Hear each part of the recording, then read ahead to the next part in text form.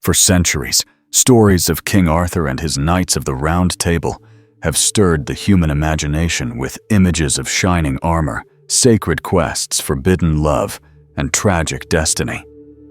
These are not just fairy tales of medieval Europe. They are profound reflections of humanity's longing for justice, honor, and transcendence. The Round Table, with its circle of equal seats, symbolized more than fellowship. It represented a dream of a society where nobility was measured not only by bloodline, but by virtue, courage, and service to a higher cause. And yet, behind every shining legend lies shadow, betrayal, and loss. To understand the Knights of the Round Table is to peer into the paradox of human greatness, the pursuit of ideals we can barely uphold, and the costs that follow when we fail. The story of Arthur and his knights begins in a Britain shrouded in both history and myth. Roman legions had withdrawn, Saxon invaders were pressing into the island, and fragmented tribes longed for unity. Into this backdrop, medieval chroniclers placed the figure of Arthur, a warrior king who rallied his people and offered them hope. Whether Arthur was a historical leader or a mythic invention, the tales surrounding him became a foundation for Western chivalric imagination. At the heart of that imagination was the Round Table, the great circle where warriors gathered not as rivals, but as brothers, each seat carrying equal weight, each voice worthy of being heard. This table was not merely furniture. It was a symbol of the world as it should be, balanced, fair, and harmonious under divine order. But what makes these stories timeless is not simply the battles fought or the castles built. It is the human drama of those who swore their oaths at that table. Knights like Lancelot, Gawain, Percival, and Galahad were more than characters. They were embodiments of virtues and flaws we still recognize in ourselves. Lancelot's courage was shadowed by forbidden love. Gawain's loyalty was tempered by bursts of pride and anger. Percival's innocence revealed wisdom only through struggle, while Galahad's purity became so perfect that he transcended the mortal realm. Each knight mirrors a piece of the human condition, reminding us that even those who pursue greatness are vulnerable to temptation, weakness, and failure. At the same time, the Arthurian legend cannot be separated from its spiritual dimension. Medieval storytellers layered Christian symbolism upon ancient Celtic myth, weaving tales of the Holy Grail, divine judgment, and heavenly destiny. The Grail quest transformed the Round Table from a court of warriors into a circle of seekers, each struggling not only against external foes, but against the inner obstacles of pride, desire, and despair. Through this, the legends became a mirror of the soul's journey, a quest not only for victory, but for redemption. It is this fusion of sword and spirit, of politics and prophecy, that gave the Arthurian cycle its unmatched power to endure. Yet no legend remains untarnished. The very ideals that lifted Camelot also set the stage for its fall. The bonds of brotherhood shattered under the weight of betrayal. Love turned to treachery, loyalty to rebellion, and the dream of unity dissolved into civil war. The figure of Mordred, Arthur's own blood, turned against him, stands as a chilling reminder that every golden age carries within it the seeds of its own destruction. In the final battle at Camlan, Arthur's kingdom bled out on the field, and the Round Table, once the vision of equality and justice, was broken. And yet the myth refuses to end in despair. Arthur's body, carried to Avalon, whispers the promise of return, the idea that once again, the once and future king may rise to restore the balance of a fallen world. In this video, we will journey through the full story of the Knights of the Round Table, from the origins of Arthur's legend to the quests, the betrayals, the battles, and the legacy that has shaped literature, faith, and imagination for centuries. We will meet the knights as individuals, explore their triumphs and flaws, and witness how their stories weave together into a tapestry of myth and meaning. Above all, we will seek to understand why, even in our modern world of technology and fractured ideals, we still turn back to these ancient tales for guidance, inspiration, and warning. The story of the Round Table is not only the story of Arthur's Britain, it is the story of humanity's eternal struggle between light and shadows and failure, hope and loss. As you watch, remember that these knights are not distant relics of a medieval past. They are archetypes of courage and tragedy that live on in our culture and in our souls. Their victories and failures still speak to us because they are, in some sense, our own. And so we begin not with an ending already written, but with a question. What do the Knights of the Round Table reveal about the highest and lowest possibilities of the human spirit? The origins of Arthurian legend are rooted in a Britain caught between the fading light of Rome and the rising shadows of invasion. In the 5th and 6th centuries, after the withdrawal of Roman legions, the island was left vulnerable to Saxon incursions and tribal conflicts. Out of this landscape of uncertainty, stories began to emerge of a leader who would defend his people and restore order. Was Arthur a real man, perhaps a Celtic warlord who fought valiantly against the Saxons? Or was he a composite figure drawn from fragments of oral tradition and tribal memory? The truth remains elusive, but the myth took on a life greater than history, becoming a mirror in which each generation saw its own hopes and struggles. The first attempt to crystallize Arthur's story in writing came in the 12th century with Geoffrey of Monmouth's Historia, Regum Britannia, the history of the kings of Britain. In this sweeping chronicle, Geoffrey painted Arthur as a king of almost mythical grandeur, a conqueror whose dominion stretched across Britain and into continental Europe. Whether Geoffrey believed his own account or intended it as patriotic legend, his work became the foundation of what we now call Arthurian tradition.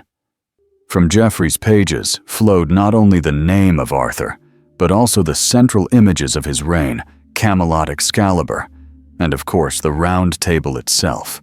But Arthur was not born in Geoffrey's imagination alone. Earlier Welsh tales and Celtic folklore already hinted at figures who resembled the later king. Poems like Y Gododin and collections such as the Mabinogion tell of heroic warriors and magical battles. These stories often fused human feats with otherworldly powers, showing how ancient Britons saw the line between myth and reality as thin, almost transparent. It was within this fluid boundary that Arthur emerged half man and half legend, both warrior and chosen one, destined to embody the spiritual longings of his people. The Round Table itself, though later elaborated by French and English writers, may have its origins in Celtic ideas of sacred circles.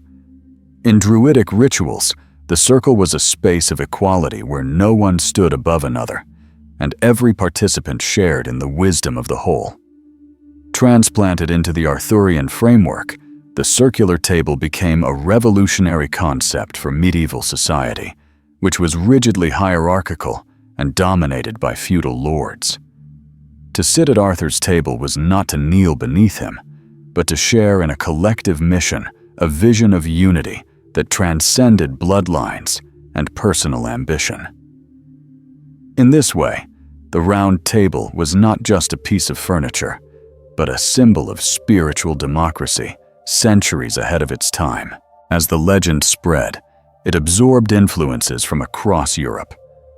French poets like Chrétien de Troyes expanded the narrative, introducing the themes of courtly love and the Grail quest, which deepened the moral and spiritual dimensions of the knight's adventures. The fusion of Celtic mysticism, Christian symbolism, and French Romantic ideals created a tapestry of myth that resonated with audiences far beyond Britain. By the time Sir Thomas Malory compiled his Le Morte d'Arthur in the 15th century, the Arthurian cycle had become a grand saga that wove together history, myth, and theology into one sweeping vision of what a king and his knights could represent. At the core of these origins lies a truth that transcends history. Arthurian legend was never meant to be a factual chronicle.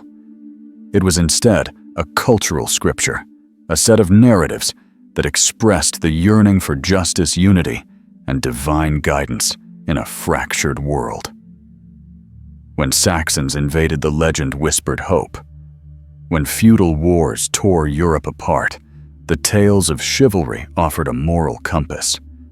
When the Church sought to Christianize pagan Britain, the Grail legend redefined the knights' quests as spiritual pilgrimages.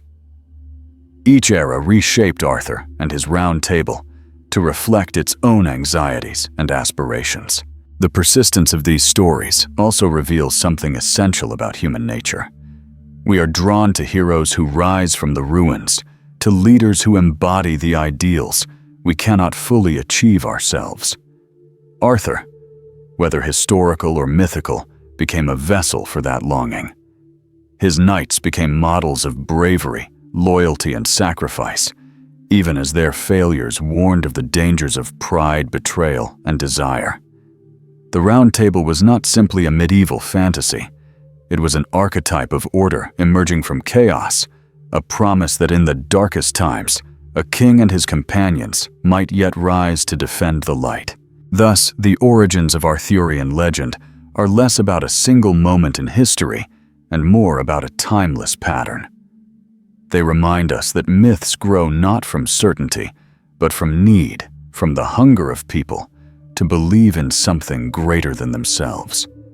The Britain of Arthur's birth was fractured, threatened, and weary, but it dreamed of unity. And in that dream, Arthur lives still, not as a figure locked in the past, but as a symbol that continues to guide the human imagination. The Round Table. Perhaps the most enduring symbol of Arthurian legend is more than just a piece of medieval furniture. It is the embodiment of an ideal.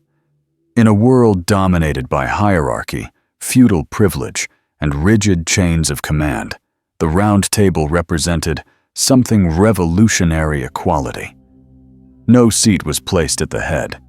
No knight sat above the others, and even King Arthur himself claimed no position of dominance. Instead, he sat among his companions, bound by the same code of loyalty and service. The very shape of the table rejected the pyramid of feudal power and replaced it with a circle of shared purpose. To sit at the Round Table was to commit not only to Arthur, but to an ideal larger than any individual. The dream of a kingdom united in honor, justice, and divine order. Different versions of the legend offer varied origins for the Round Table, but each emphasizes its mystical and symbolic nature. In some traditions, it was a gift from King Leodegrance of Cameliard, Guinevere's father, offered to Arthur as part of her dowry. This interpretation already binds the table to the themes of union and destiny, for it enters Arthur's reign not as a trophy of conquest, but as a sacred inheritance tied to love and alliance.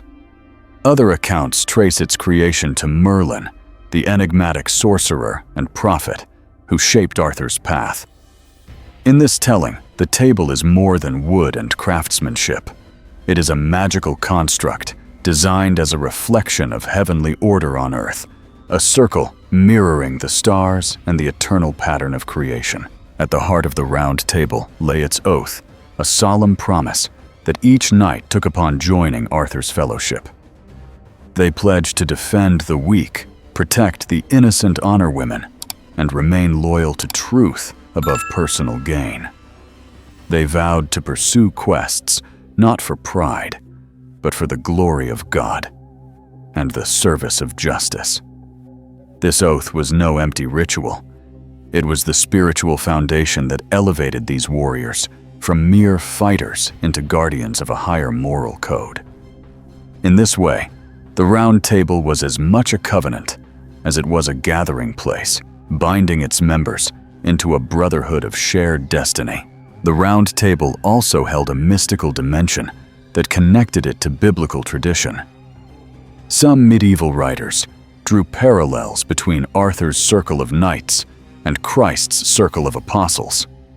Just as Christ gathered his followers to share in divine purpose, Arthur gathered his knights to serve as instruments of divine justice in the temporal world. The very shape of the table echoed the Eucharistic altar, suggesting that their fellowship was sacred, a ritual space where heaven and earth met. Later traditions even linked the table to Joseph of Arimathea, who, according to legend, brought the Holy Grail to Britain. In this interpretation, the Round Table became not just a political symbol, but a spiritual one, a circle of chosen souls tasked with carrying out God's will. And yet, as with all ideals, the Round Table carried within it seeds of tension. Equality among knights was a noble concept, but human pride, rivalry, and jealousy remained ever present. The very absence of hierarchy meant that each knight's honor had to be self-sustained, and when one failed, the whole circle trembled.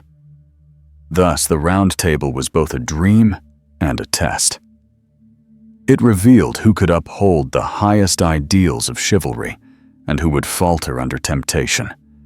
Its perfection made the failures of its members all the more tragic, for every betrayal and every flaw echoed against the purity of its design. The table also symbolized the merging of the worldly and the mystical in Arthur's reign. On one hand, it was a practical instrument of governance, a way for Arthur to unite fractious lords under a common banner. On the other hand, it was a reflection of cosmic order, a circle that bound heaven, earth, and the human spirit into one eternal pattern. This duality is what gave the Round Table its power. It was at once political and spiritual, practical and symbolic, earthly and divine. It reminded the knights that they were not only servants of a king, but custodians of a vision that reached beyond time and into eternity. The creation of the Round Table then marks the beginning of Arthur's golden age. It transforms his kingship from mere rule into a mission. His knights are no longer just men of war, but aspirants of virtue, seekers of quests and guardians of ideals. The table becomes the axis of Camelot, the heartbeat of a kingdom striving toward a dream of unity and justice. And while history may question whether such a table ever existed in wood and iron, its symbolic presence is undeniable. For every generation that has retold the story of Arthur the Round Table has stood as a reminder that true leadership is not about power over others, but about creating a circle where all are bound by shared purpose. When the Round Table was established, it was not an empty circle waiting for faceless warriors to fill its seats. It was destined to attract men whose names would echo through legend. The gathering of the first knights around Arthur marked the birth of a fellowship unlike any the medieval world had imagined. These knights were not chosen solely for their prowess in battle, though strength and courage were essential. They were chosen because they embodied qualities that reflected Arthur's vision, loyalty, honor, and the willingness to serve something greater than themselves. Each knight who joined brought not only his sword, but his story, and together they wove the living fabric of the Round Table's early days. Among the earliest companions was Sir Bedivere, remembered as one of Arthur's most loyal and steadfast followers. His tale is most often recalled at the end of Arthur's life, when he was charged with returning Excalibur to the Lady of the Lake. But his presence at the dawn of the Round Table reveals his consistency. He was not a knight who sought glory for himself, but one who quietly upheld his duty through every stage of Arthur's reign. Bedivere represents fidelity, the kind of devotion that endures beyond triumph or defeat. His life teaches that the truest knight is not always the loudest or most celebrated, but the one who remains steadfast when all others falter. Another of the foundational figures was Sir Kay Arthur's foster brother. Raised together under the care of Sir Ector, Arthur and Kay shared a bond of childhood that carried into adulthood. Kay is often portrayed as brash, sometimes arrogant, yet his presence at the round table is significant because it grounds the legend in human imperfection. Not every knight was flawless, and Kay's faults highlight the contrast between ambition and true chivalry. Still, his role in Arthur's youth, especially in the moment when Arthur first drew the sword from the stone cements his importance in the narrative. Kay reminds us that the Round Table was not a collection of saints, but a gathering of men whose flaws would be tested against their ideals. Equally significant in the earliest ranks was Sir Gawain, nephew of Arthur, and destined to become one of the most famous knights in the cycle. Gawain embodied both the nobility and the contradictions of chivalry. On one hand, he was known for his loyalty to Arthur, often standing as a defender of the king's honor. On the other, his temper and pride sometimes led him astray, exposing the fragility of even the noblest intentions. Stories of Gawain, especially his encounter with the Green Knight, reveal the moral complexities of knighthood, how courage must be tempered by humility, and how even the most celebrated warriors are vulnerable to fear and weakness. The gathering of these first knights was more than the recruitment of strong men for Arthur's wars. It was the creation of a fellowship bound by oaths. Each knight swore to protect the helpless, to defend justice, and to hold themselves to a standard higher than that of ordinary men. This oath transformed them from soldiers into custodians of an ideal, and the Round Table into more than a council of war. It became a spiritual brotherhood. In a time when feudal lords often fought for personal gain, the vision of knights serving a common mission was radical. It suggested that a kingdom could rise above self-interest and be built on loyalty to truth and justice. The symbolism of the first gathering also lay in its diversity. Some knights came from noble families, others from humbler origins. But at the Round Table, their status was equal. This reflected Arthur's determination to create a unity that transcended bloodlines and rivalries. The early knights, by sitting shoulder to shoulder without rank, embodied the radical message that worth is not inherited, but earned through virtue. Such an idea was nearly unthinkable in a medieval world obsessed with lineage and privilege, yet it became the cornerstone of Camelot's greatness. It is important to recognize that these early knights, for all their virtues, were still men who carried human weakness. The Round Table did not erase their flaws, it illuminated them. The gathering was less a declaration of perfection than an experiment in striving. Each knight's story reveals the tension between the ideals of chivalry and the realities of pride, temptation, and ambition. This tension would shape the destiny of the fellowship itself. For its greatness lay not in flawless men, but in their continual struggle to live up to their oaths. The creation of the first circle of knights was thus a moment of profound symbolism.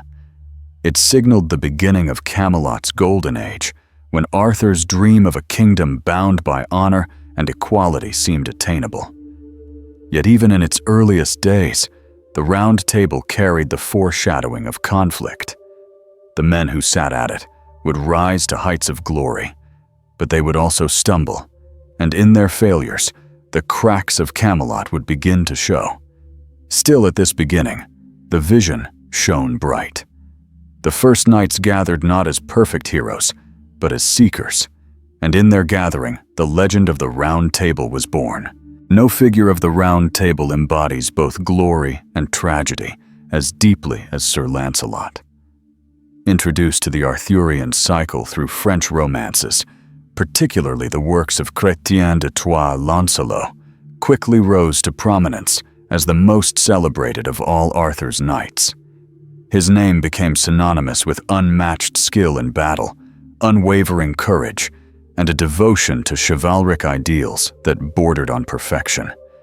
Yet Lancelot's story is also one of love and betrayal, for he was destined to fall into the arms of Queen Guinevere, a passion that would ignite the collapse of Camelot itself. To understand Lancelot is to see the paradox of human greatness, that strength and virtue can exist alongside weakness and desire, and that the noblest man can become the seed of destruction. From his earliest introduction, Lancelot was cast as the perfect knight. He was handsome, graceful, and supremely gifted in combat. No opponent could match him with a sword, no rival could outshine him in tournaments, and no champion could surpass his deeds in defense of the weak. His reputation spread quickly, and he became the model of knightly excellence. Young readers and listeners of the Middle Ages would have seen in him the ideal of what they longed to be: strong, yet courteous, valiant, yet noble, a man whose life was devoted to service. Yet this very perfection became dangerous, for it elevated him beyond the reach of ordinary men and made his fall all the more devastating. Central to Lancelot's legend is his love for Queen Guinevere. Their relationship is not portrayed as a passing temptation, but as an all-consuming bond, one that tested the very foundations of loyalty and chivalry. Guinevere, the wife of Arthur, was bound by marriage to the king, yet her heart was drawn irresistibly to the knight who embodied everything noble and true. For Lancelot, the love was both his greatest joy and his deepest curse. To betray Arthur was unthinkable, yet to deny Guinevere was impossible. In this tension, Lancelot reveals the fragility of human virtue. Even the most disciplined heart can be undone by passion. Their affair would remain hidden for a time, but its eventual revelation would shatter the fellowship of the Round Table. Despite his flaws, Lancelot's loyalty to Arthur never fully waned. He fought fiercely in the service of his king, defending Camelot against countless threats. Many of the greatest victories of Arthur's reign were secured through Lancelot's valor. Tales describe him rescuing damsels in distress, defeating impossible foes, and upholding the chivalric code with almost religious fervor. Even in the Grail quest, Lancelot pursued the sacred vision with all his strength, though he was ultimately barred from achieving it due to the impurity of his love for Guinevere. This paradox of greatness tainted by imperfection became central to his legend. He was the knight who could accomplish anything, yet he could not conquer his own heart. The tragedy of Lancelot is magnified by the fact that he was not a villain, but a deeply human figure. His love for Guinevere was sincere, not born of lust alone, but of a bond that felt fated. In many versions of the story, their love is portrayed as something almost divine, transcending morality, yet bound to destroy all it touches. Lancelot's fall is therefore not the failure of an evil man, but the failure of a good man who could not reconcile conflicting loyalties. It is this complexity that has ensured his story endures, for audiences recognize in him the universal struggle between duty and desire, between public loyalty and private longing. When the affair was finally exposed, the consequences were catastrophic. Arthur's trust was broken. The knights of the Round Table were divided, and the unity of Camelot collapsed. Civil war erupted, with Lancelot forced to fight against his former brothers. In some accounts, he even slays fellow knights in his desperation to protect Guinevere. What had begun as the most glorious love became the poison that destroyed a kingdom.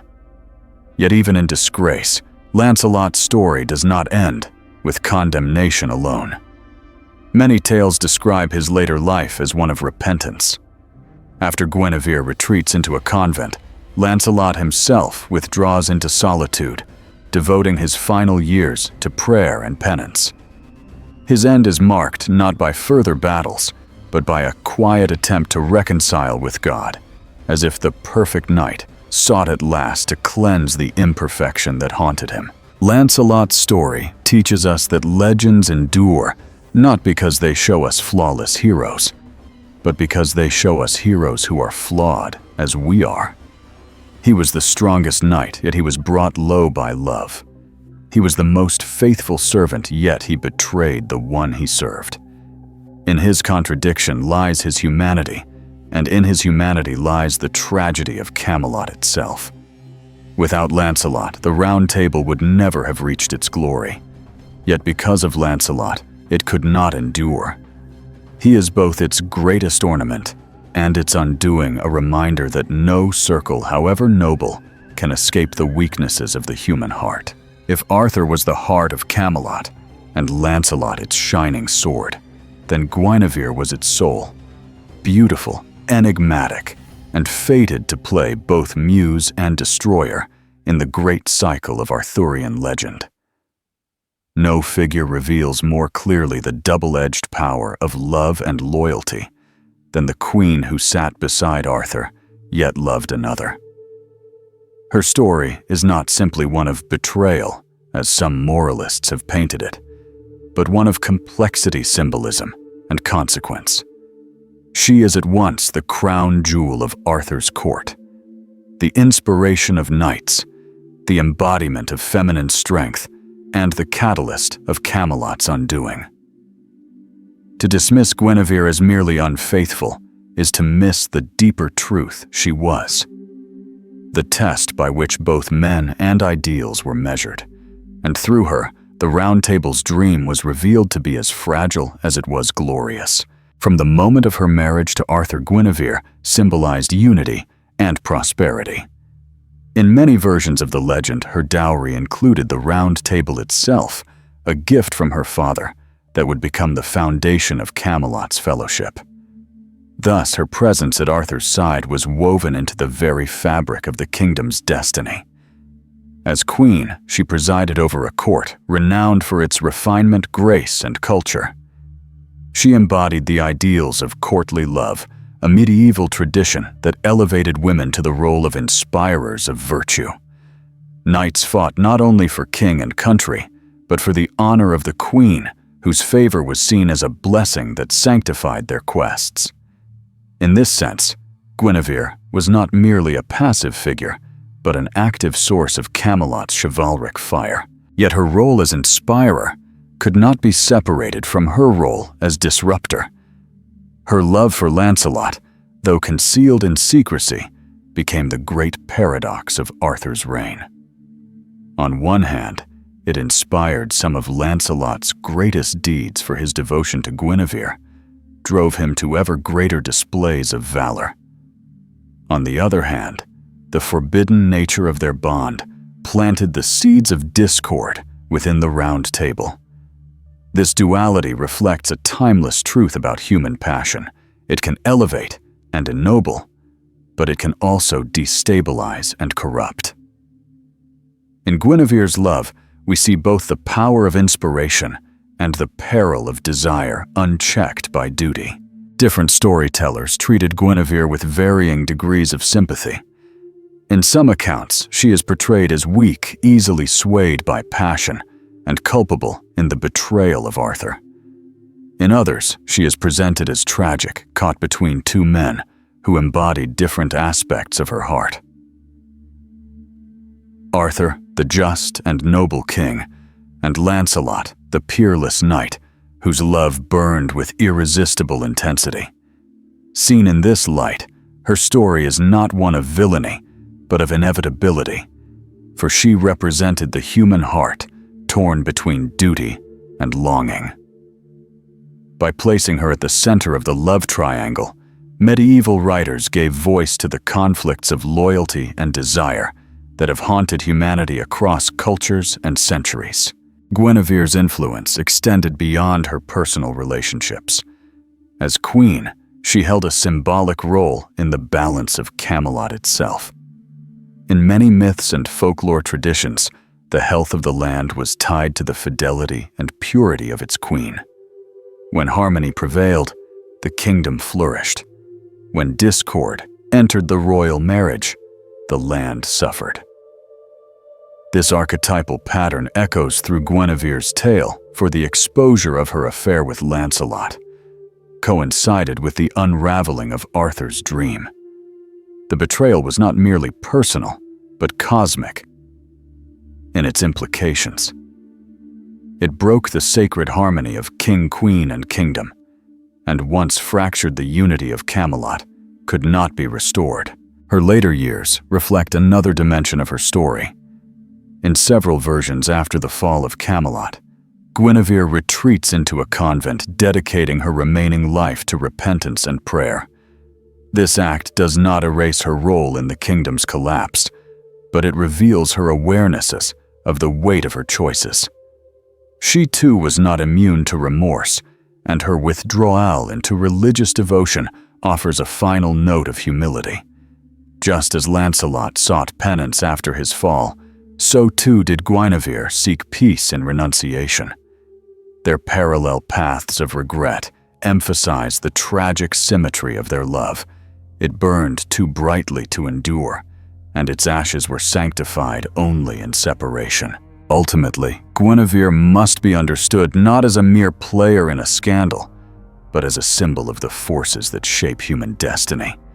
She was the queen who inspired knights to greatness, the woman whose love revealed the vulnerability of even the noblest heroes, and the catalyst whose choices exposed the limits of chivalric ideals. Through her, we see that the dream of Camelot was never simply about strength of arms or purity of vision. It was also about the fragility of the human heart. Without Guinevere, there is no Round Table, no inspiration, no tragedy. With her, Camelot rose to its greatest heights and fell to its inevitable ruin. She remains, therefore, one of the most essential figures of Arthurian legend, not as a shadow over the tale, but as its very soul. Among the knights of the Round Table, few figures embody both loyalty and contradiction as powerfully as Sir Gawain. He was Arthur's nephew, the son of King Lot, and Arthur's sister Morgause, which made him not only a knight of renown, but also bound to the king by blood. This connection gave Gawain a special place within the fellowship. He was both a defender of Arthur's honor and a symbol of familial loyalty. Yet like the kingdom itself, Gawain was not without shadows. His courage and devotion were legendary, but his temper, pride, and occasional rashness revealed the limits of chivalric perfection. To study Gawain is to see how the Round Table was a circle of human beings, not saints, and how the struggle between virtue and weakness defined even the most loyal of knights. In many early tales, Gawain appears as the model knight, celebrated for his strength, courtesy, and unyielding defense of Arthur's cause. He was often the first to rise in Arthur's service, ready to champion his uncle's honor in duels or battles. Stories describe him as radiant, even mystical, for his strength was said to wax and wane with the rising and setting of the sun. At noon, his power was at its peak, making him nearly invincible. This association with the sun tied him to the cycle of light and shadow, embodying the duality of nobility and frailty that would mark his legacy. In this way, Gawain was not just a knight of flesh and blood, but a symbol of the rhythms of nature and the shifting tides of human character.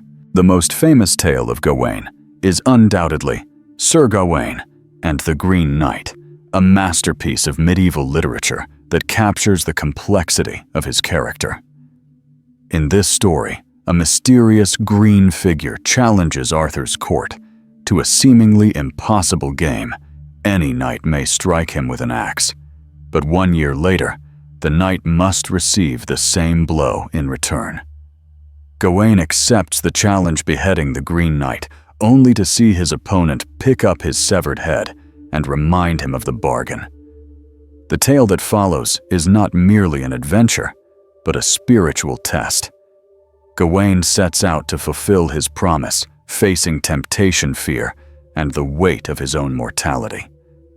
When the final moment comes, Gawain flinches before the Green Knight's blade, and though he ultimately survives, the story exposes his human weakness. His shame at failing to remain perfectly steadfast becomes as important as his courage in facing the trial.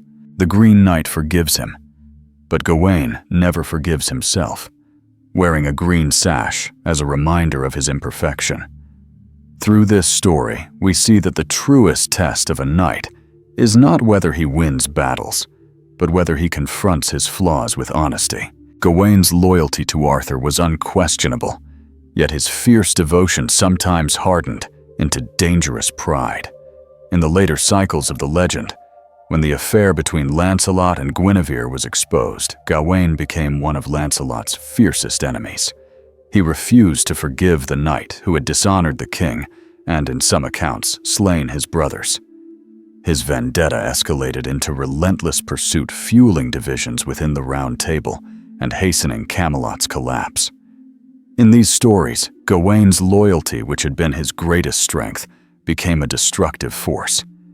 His inability to temper justice with mercy mirrored the kingdom's own inability to reconcile love, honor, and betrayal.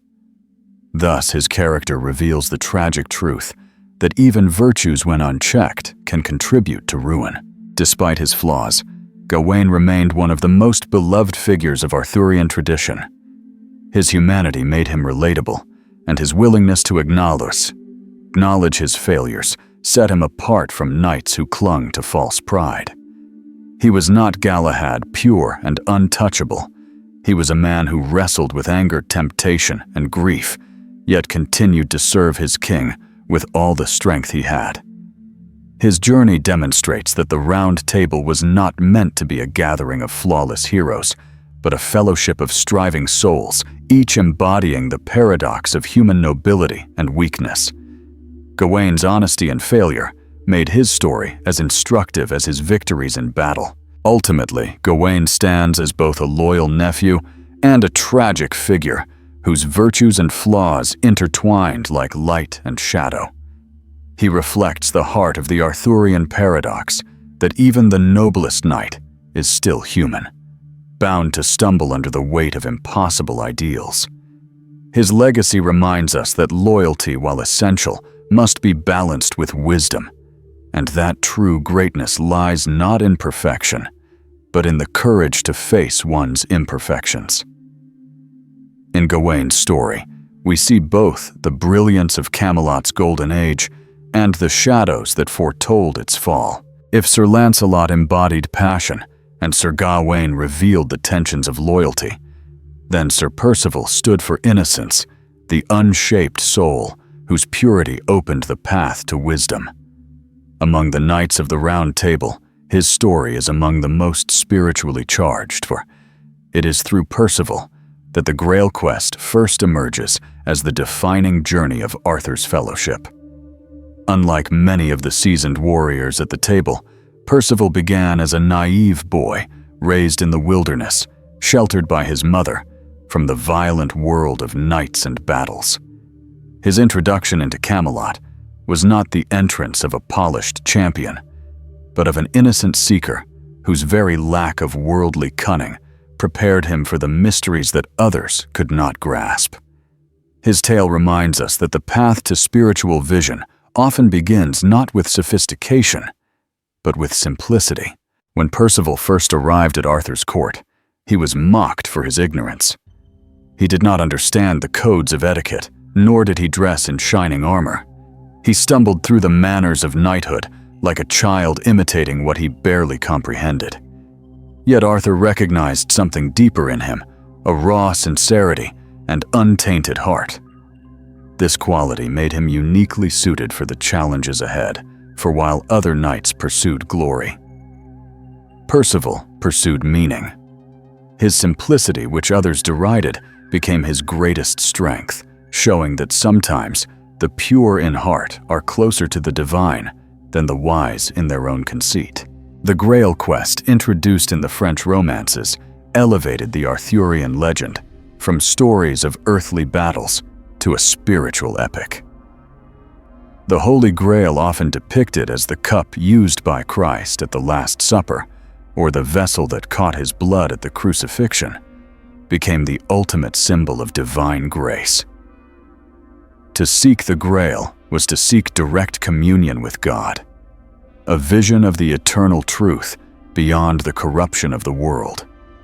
Many knights desired this prize, but their motives were tainted by pride, ambition, or lust for glory. Percival, however, entered the quest without guile.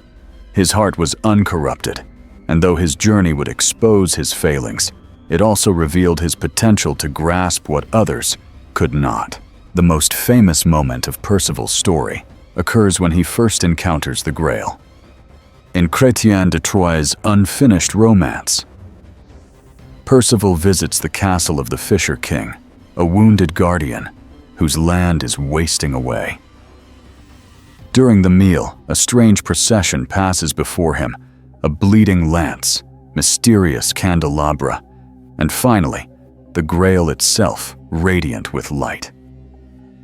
Percival sees these wonders, but remembering advice not to speak too much, remains silent. He fails to ask the crucial question, whom does the Grail serve? Because of his silence, the Fisher King's wound remains unhealed, and the land continues in desolation. This failure marks the turning point of his quest. Innocence alone is not enough. Wisdom requires the courage to ask questions, to break silence, to engage with mystery. Percival learns that to witness truth without responding to it is itself a failure. Haunted by this mistake, Percival wanders for years in search of redemption. His quest becomes less about outward adventure and more about inward transformation. He battles temptations, confronts despair, and wrestles with his own conscience. Unlike knights who sought the Grail for fame, Percival's journey becomes an act of penance. He learns that the Grail cannot be seized by force or earned through pride, but must be received with humility and compassion. Only by maturing from innocence to wisdom does he finally come to understand the question he once failed to ask. In later versions of the legend, Percival succeeds in healing the Fisher King and witnessing the Grail, fully symbolizing the triumph of spiritual growth over ignorance and pride. Percival's story resonates because it reflects the journey of the soul. We all begin in innocence, unaware of the mysteries before us. We stumble, fail to ask the right questions, and often let moments of revelation pass by. Yet failure is not the end. It is the beginning of deeper seeking. Percival shows us that mistakes can become the doorway to wisdom, and that the true Grail is not a physical object, but a state of inner clarity and communion with the divine. His quest embodies the essence of Arthurian spirituality, that the greatest victories are not won on battlefields, but in the transformation of the heart. In the Fellowship of the Round Table, Percival represents hope, while other knights fall to temptation, ambition, or betrayal. He reminds us that purity and sincerity still have power. His success in the Grail quest points to the possibility that humanity, despite its flaws, can still reach for the eternal. Without Percival, the Arthurian legend would remain only a tale of war and romance. With him, it becomes a vision of spiritual redemption. He stands as proof that innocence, when tempered by wisdom, can heal the wounds of kings and restore the harmony of the land. If Percival's story reveals the transformation of innocence into wisdom, then Galahad represents the completion of that journey. Purity so absolute that it transcends the human condition. Introduced in later French romances, Galahad is often portrayed as the son of Sir Lancelot, and Elaine of Corbenic, conceived under circumstances woven with both enchantment and destiny. From his birth, Galahad was marked as different, not only a knight in training, but a vessel of divine will, chosen to succeed, where even his father, the greatest warrior of the Round Table, could not. He was destined to achieve the Holy Grail, and in doing so, he became the embodiment of perfect knighthood, flawless in virtue, unshakable in faith, and untainted by worldly corruption. His presence in the Arthurian cycle elevates the legend from the struggles of flawed men to the vision of spiritual perfection. Unlike many of the knights who entered the fellowship through valor in battle or noble lineage, Galahad's arrival at Camelot carried the weight of prophecy. When he was brought before Arthur, it was foretold that he would sit in the Siege Perilous, the seat at the Round Table, reserved for the knight destined to achieve the Grail. Any other who dared to sit there would perish. But Galahad took the seat unharmed, proving his divine election. This moment not only confirmed his role, but also revealed the sacred nature of the Grail quest itself. While other knights sought it out of desire for glory, Galahad's pursuit was not ambition, but destiny, a mission placed upon him by heaven. Galahad's purity is central to his character, and it sets him apart from his father Lancelot. Where Lancelot was marked by greatness, yet marred by passion, Galahad was untouchable by temptation.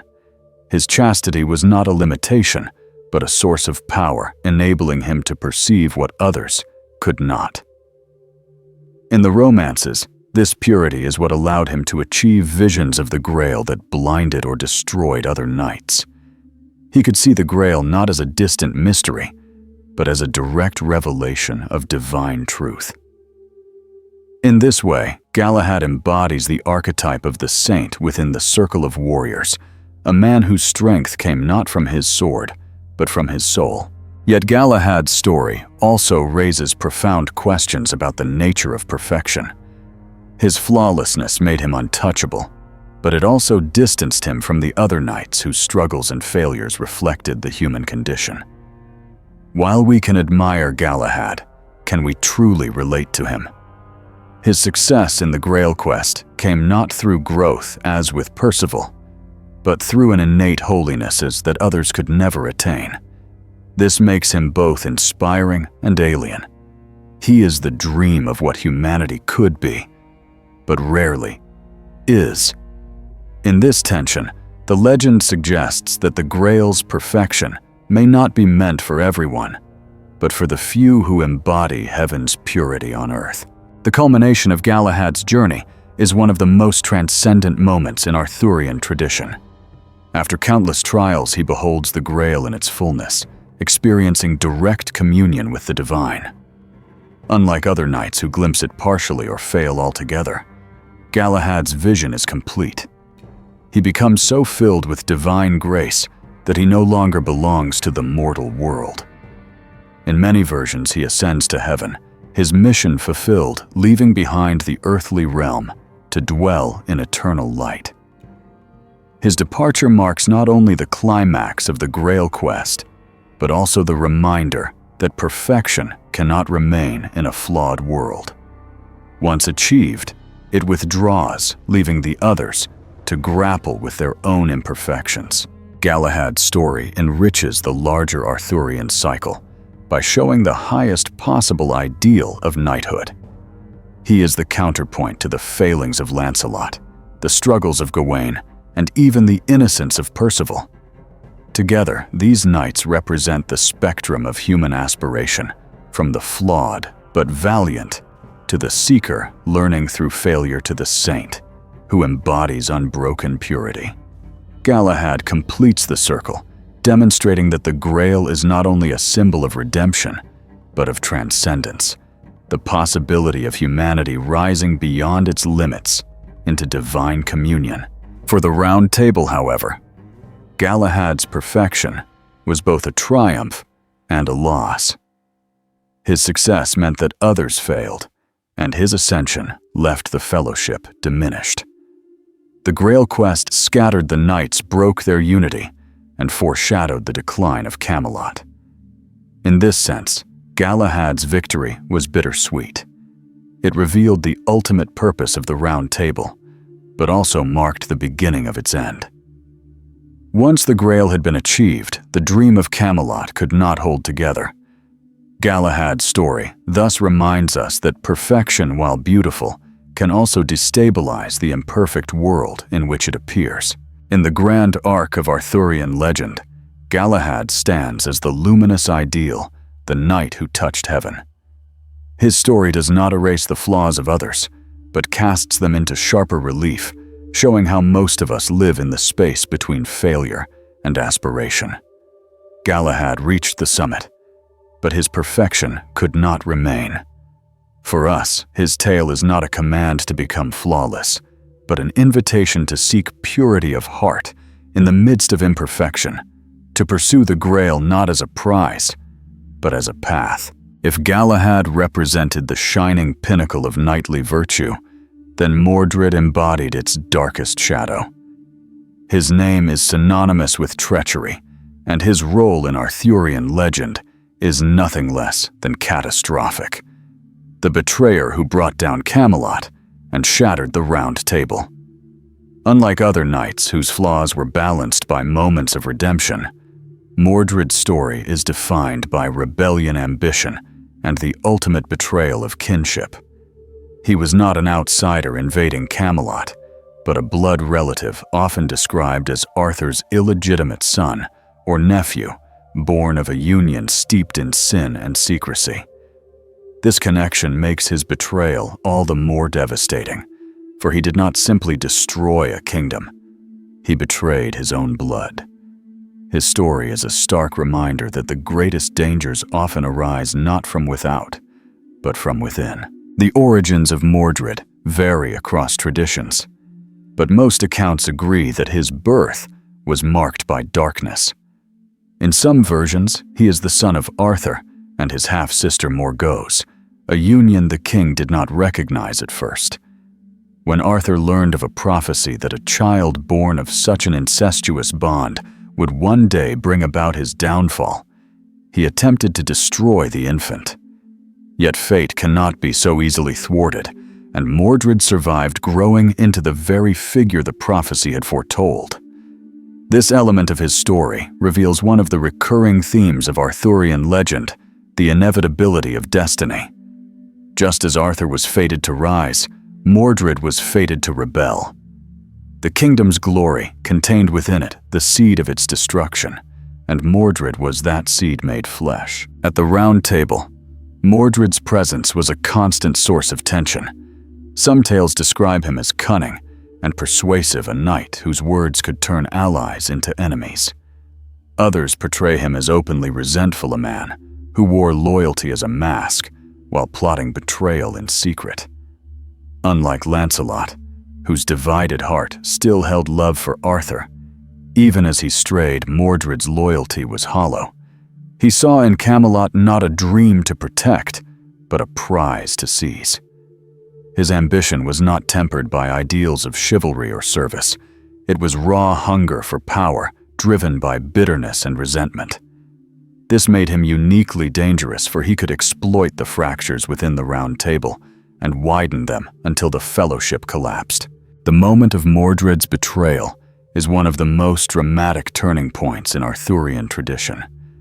When Arthur was away, often said to be campaigning in Gaul, Mordred seized the throne.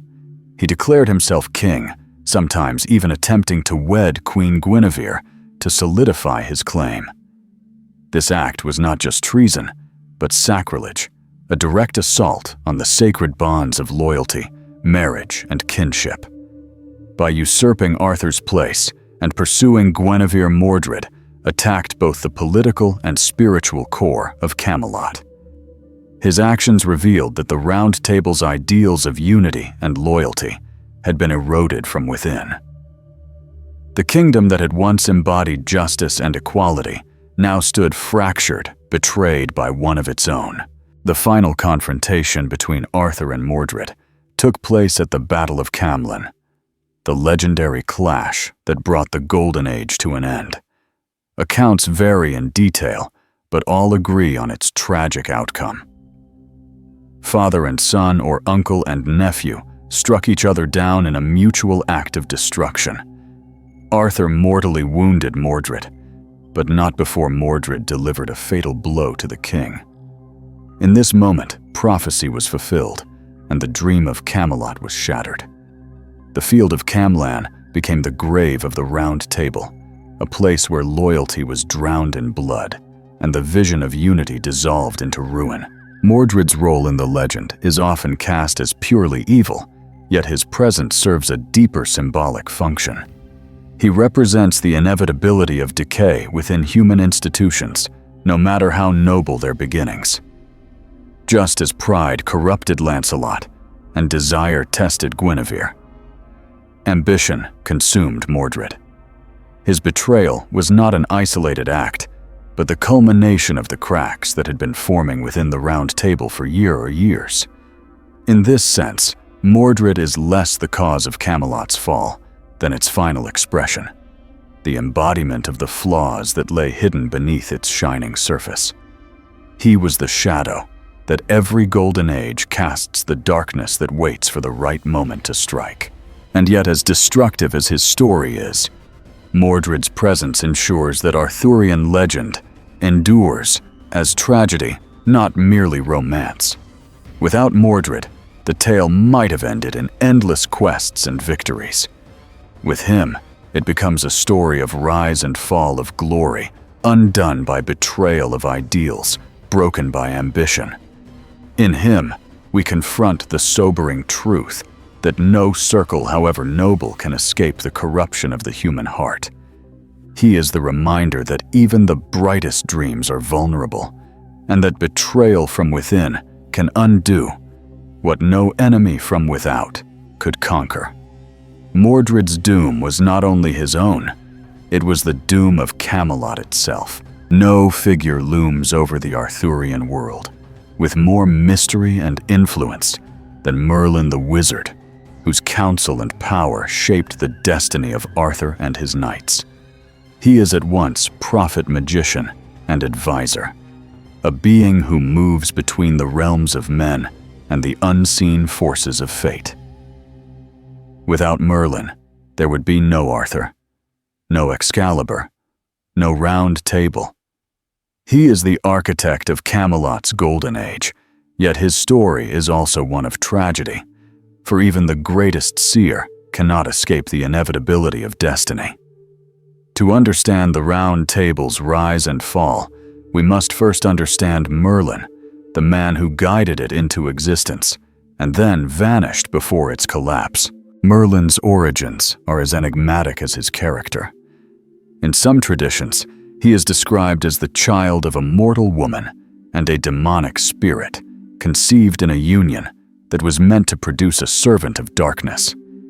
Yet instead of succumbing to evil, Merlin turned his inherited power toward the service of good, embodying the paradox of light born from shadow. This duality, half human, half otherworldly, made him uniquely suited to stand as mediator between the divine and the mortal. He could read the language of the stars, commune with nature's forces, and foresee the movements of fate. In a world teetering between chaos and order, he became the necessary guide for a king whose reign would define an era. From Arthur's earliest days, Merlin was present orchestrating the events that would crown him king. It was Merlin who arranged for Arthur's upbringing under Sir Ector, ensuring that the boy would grow in humility, hidden from the jealous eyes of rival lords. It was Merlin who prepared the moment of revelation, when Arthur drew the sword from the stone and was recognized as the rightful king of Britain. In this sense, Merlin was not only a counselor, but the very midwife of Arthur's destiny, guiding him from obscurity into kingship. Through his wisdom, he bridged the gap between prophecy and reality, bringing the dream of a just ruler into being. Merlin's role in the creation of the Round Table further cements his place as its architect. In many versions, he is credited with advising Arthur on the table's design, insisting on its circular shape to embody equality and unity. To Merlin, The table was not simply a council chamber, but a microcosm of divine order, a reflection of the heavenly harmony that humanity was meant to mirror. In this way, he fused politics with spirituality, embedding the kingdom's very foundation with symbolism that reached beyond the temporal world. The knights who sat at the table were not merely bound to Arthur's command, but to a cosmic pattern that Merlin had perceived in his visions. Yet Merlin was not only a builder of dreams, he was also a prophet of their fragility. He foresaw that Camelot, despite its glory, would not endure. He knew of the betrayals that would one day unravel the round table of Mordred's rebellion and of Arthur's death at Camlan. This knowledge burdened him, for though he could see the future, he could not prevent it. In this lies the tragic irony of Merlin's character. He was the wisest of all men, yet his wisdom could not alter the course of destiny. He could only prepare Arthur and his knights to walk the path laid before them, even when that path led to ruin. Merlin's end is as mysterious as his beginning. In some stories, he is ensnared by the enchantress Nimue, also known as the Lady of the Lake. Captivated by her beauty and cunning, he teaches her his secrets only to be imprisoned by her magic, trapped in a cave, a stone, or an invisible prison, where he remains asleep for eternity. In other versions, he withdraws willingly from the world, retreating into the forests, his voice lingering as a whisper in the wind. However his departure is told, the effect is the same. The kingdom loses its guiding star. Without Merlin's counsel, Arthur and his knights are left to navigate the storms of betrayal and ambition alone, and Camelot begins its descent toward doom. Merlin's role in the legend is essential because he represents the marriage of wisdom and power, visions and action. He is the unseen hand behind the visible glory of Camelot, the architect of a dream that was destined to be broken. His story reminds us that even the greatest leaders need guidance, and that even the wisest guides cannot prevent the inevitability of human weakness. The round table shone because Merlin set it in motion, but it fell because no wisdom, however deep, can erase the flaws of the human heart. In this way, Merlin stands as both creator and mourner of Arthur's age, the prophet who built a dream he knew could not last. The Round Table was never merely a gathering of warriors. It was a brotherhood bound by a sacred code of conduct that elevated knighthood beyond the brutality of the battlefield. Known as the chivalric code, this system of values defined what it meant to be a knight of Arthur's fellowship. It was not enough to wield a sword with skill or to ride fearlessly into battle. A knight had to live by ideals that balanced strength with mercy, courage with humility, and loyalty with truth. In an age marked by feudal violence and endless rivalries, the chivalric code offered a vision of order, a moral compass pointing beyond the chaos of ambition and greed. It was the invisible thread that held the Round Table together even as human weakness tested its fibers. At the heart of the code was loyalty to Arthur, to God, and to the fellowship itself. Each knight swore to protect the kingdom, defend the weak, and remain faithful to his brothers in arms. Loyalty was not treated as a casual promise, but as a sacred bond, the breaking of which would dishonor both knight and king. This devotion to loyalty explains why betrayal, whether by Mordred or by Lancelot, struck so deeply at the heart of Camelot. To violate the chivalric oath was not only to betray a man, but to shatter the ideal that bound the entire fellowship together. Equally central to the code was the defense of the helpless. Knights were charged to protect widows, orphans, and those who could not defend themselves. This ideal turned military power into a tool of justice rather than oppression. It was a radical departure from the typical feudal model, where strength often meant domination. By swearing to use their might for the protection of the vulnerable, the Knights of the Round Table embodied a vision of justice that transcended self-interest. Of course, in practice, this vow was not always perfectly kept, but the very existence of the promise elevated the meaning of knighthood. A knight's glory was not found in conquering the weak, but in shielding them. The chivalric code also demanded honor in combat. Battles were not to be fought for cruelty or bloodlust, but for righteousness. Knights were expected to show mercy to defeated opponents, to fight with fairness, and to avoid treachery. Even in the brutality of war, the code imposed limits reflecting the belief that true strength was measured not only in victory, but in restraint. Tales of knights sparing enemies, honoring truces, or rescuing foes who had once been rivals reflect this principle. It was a vision of warfare tempered by morality, an attempt to humanize violence in a world where bloodshed was often unchecked. Another pillar of this code was courtesy, particularly toward women. The culture of courtly love, woven deeply into the Arthurian romances, portrayed women as inspirations for knightly virtue. To honor a lady was to elevate one's soul. For her favor was seen as a guiding light that spurred knights to deeds of courage and sacrifice. This element of the code was not merely about romance. It symbolized respect for the sacred feminine, an acknowledgement that power must be balanced by reverence. Yet as the story of Lancelot and Guinevere shows, this ideal was fraught with tension. The line between noble devotion and destructive desire was thin, and when crossed, the consequences could unravel the very fellowship the code sought to uphold. The spiritual dimension of the code cannot be overlooked. Chivalry was deeply tied to Christian ideals of piety and faith. Knights were not only warriors, but pilgrims, their quests often framed as acts of devotion to God. The Grail quest epitomized this aspect, transforming the fellowship from a circle of fighters into a band of seekers pursuing divine truth.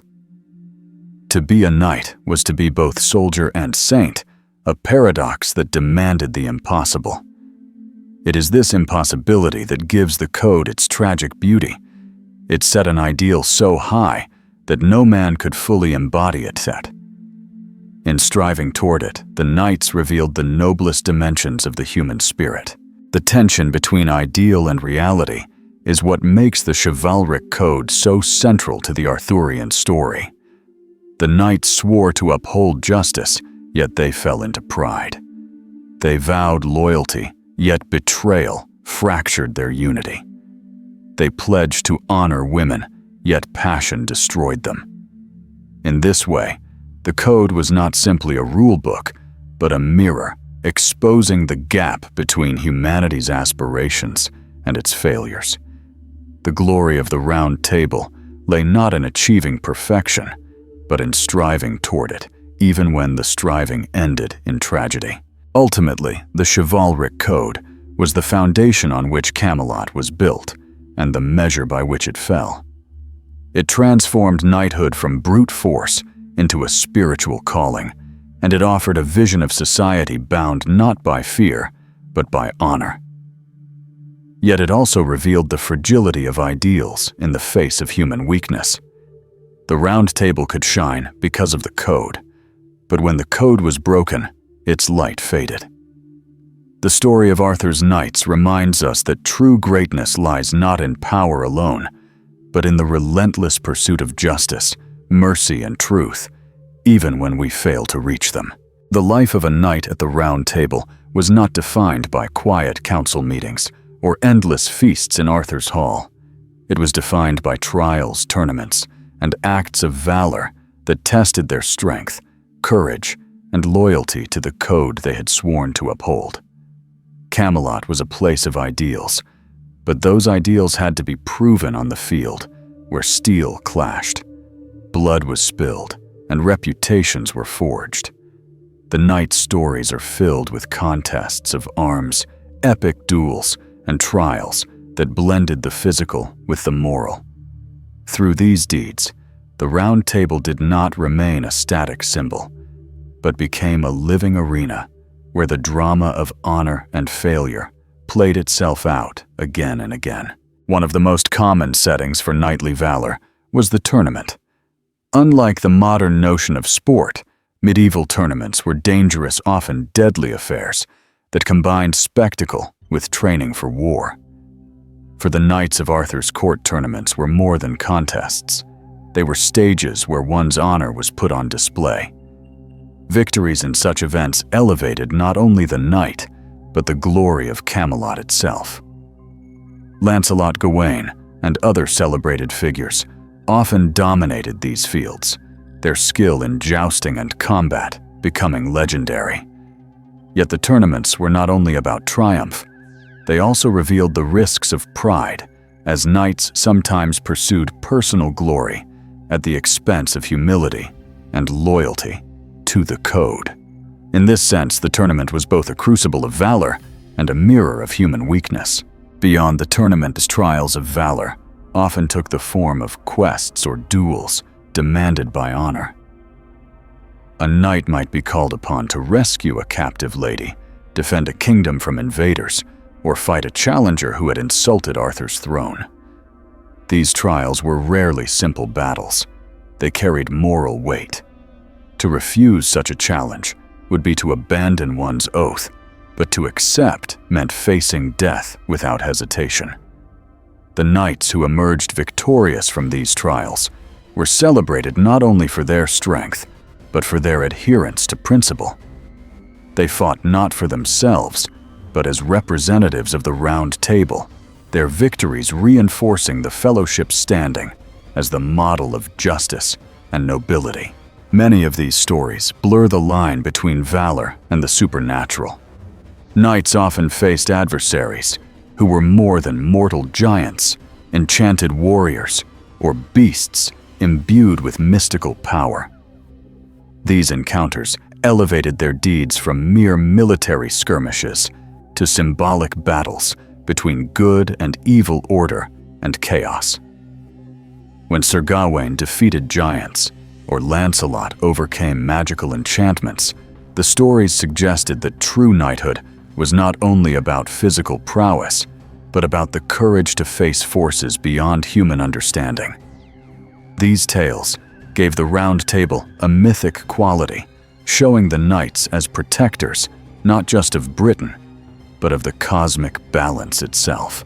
Yet not every act of valor ended in victory. The failures of knights in trials and tournaments were as significant as their successes.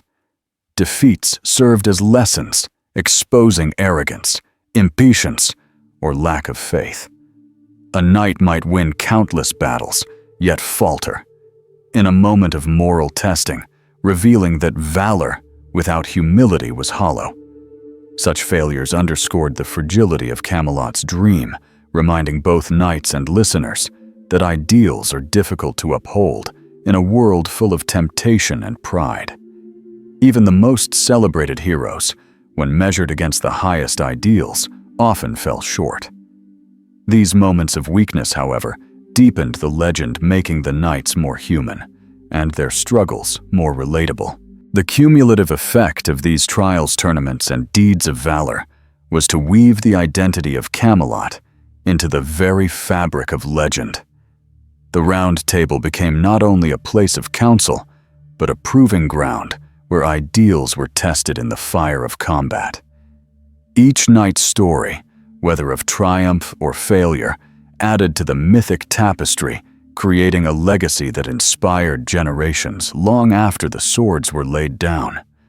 Through their valor, the knights upheld Arthur's vision, and through their failures, they revealed the cost of striving toward impossible ideals. Camelot's greatness was measured not in the perfection of its knights, but in their willingness to risk everything in pursuit of honor. In the end, the stories of these trials and tournaments remind us that valor is not merely about victory. It is about the courage to act, the willingness to face danger, and the strength to rise even after failure. The Knights of the Round Table left behind a legacy, not because they were invincible, but because they were willing to place themselves in the crucible of trial again and again. Their deeds, immortalized in story, still challenge us to consider what it means to pursue honor in a world that constantly tests our resolve. The legends of the Round Table would lose much of their power if they were stripped of their mystical atmosphere. For Camelot was not only a realm of knights and kings, it was also a place where the natural and the supernatural wove together seamlessly.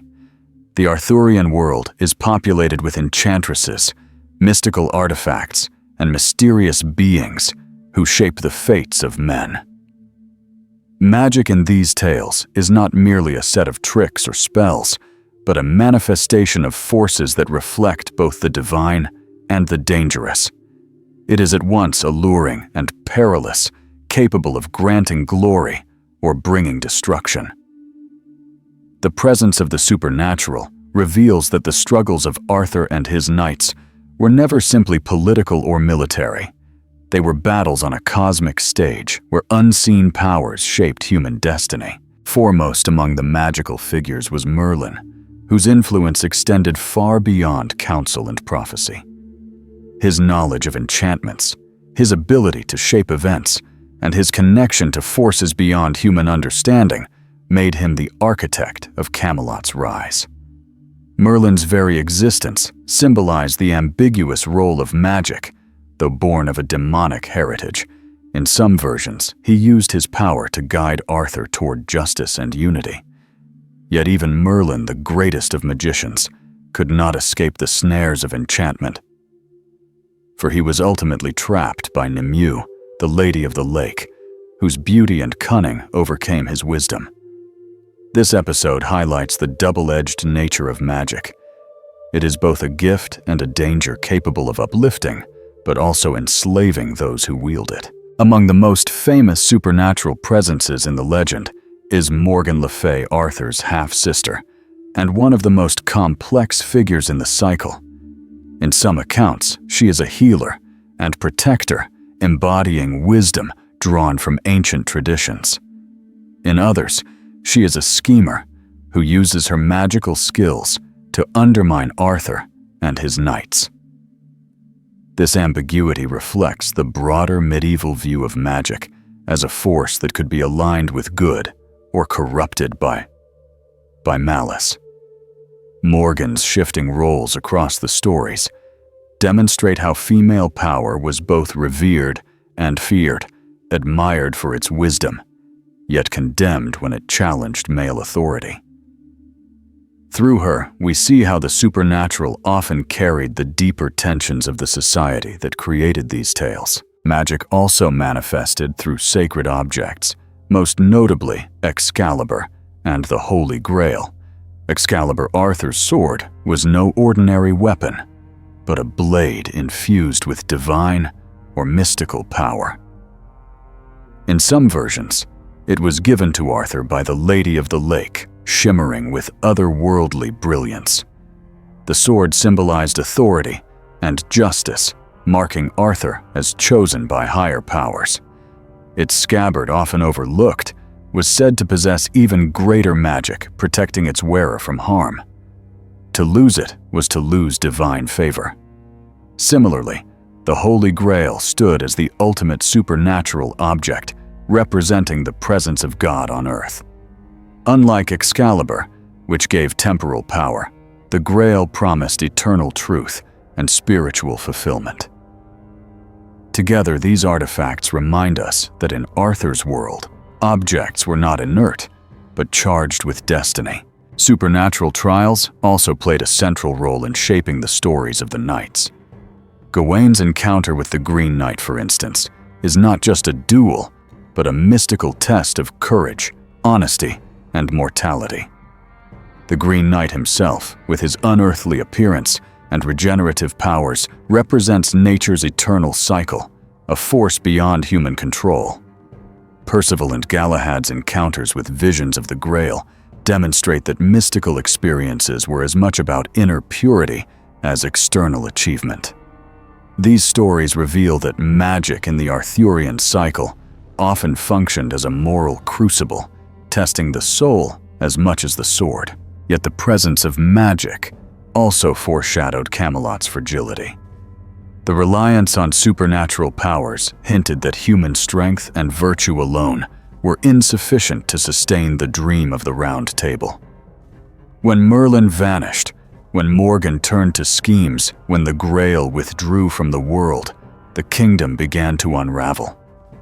The supernatural gave Camelot its wonder, but also its vulnerability, for it tied the fate of the kingdom to forces that lay beyond human mastery. The knights could strive valiantly, but in the end, they were subject to destinies woven in realms they could not control. In the broader tapestry of the legend, magic serves as a reminder that the Arthurian story is not only historical myth, but spiritual allegory. The knights' struggles are not merely against flesh and blood, but against powers and mysteries that transcend the mortal plane. The enchantments, visions, and artifacts symbolize the deeper truths of the human condition: the lure of power, the temptation of pride, the longing for transcendence, and the inevitability of failure. Without the supernatural, Camelot would be merely another kingdom lost to history. With it, the story becomes timeless, a tale of humanity's encounter with forces beyond itself, forces that shape both glory and a downfall. The quest for the Holy Grail stands as the most profound and transformative episode in the entire Arthurian cycle. Unlike tournaments or battles, which tested a knight's strength and honor on earthly fields, the Grail quest demanded purity of heart, spiritual awakening, and unwavering devotion to God. It was not simply about proving one's prowess with sword and shield, but about confronting the deepest longings and flaws of the soul. The Grail itself, often described as the chalice used by Christ at the Last Supper, or the vessel that held his blood at the crucifixion, became the symbol of divine grace, the ultimate prize that no earthly glory could equal. For the Knights of the Round Table to seek the Grail was to attempt the impossible, to encounter the eternal in a mortal world. The call to the Grail quest was not a mere adventure, but a sacred summons. It came as a vision during a gathering at the Round Table, when the Grail appeared in a blaze of heavenly light, veiled yet radiant, filling the hall with holiness. Every knight present felt both awe and yearning, but also fear, for the vision made clear that only the purest among them would succeed. Thus began the great departure as the fellowship scattered in pursuit of the sacred vessel.